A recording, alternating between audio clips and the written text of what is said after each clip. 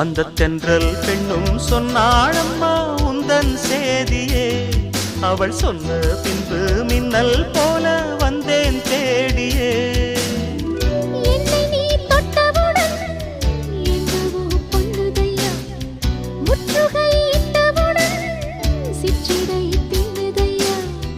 வெட்கம் விடுமோ அச்சம் விடுமோ தக்க துணைதான்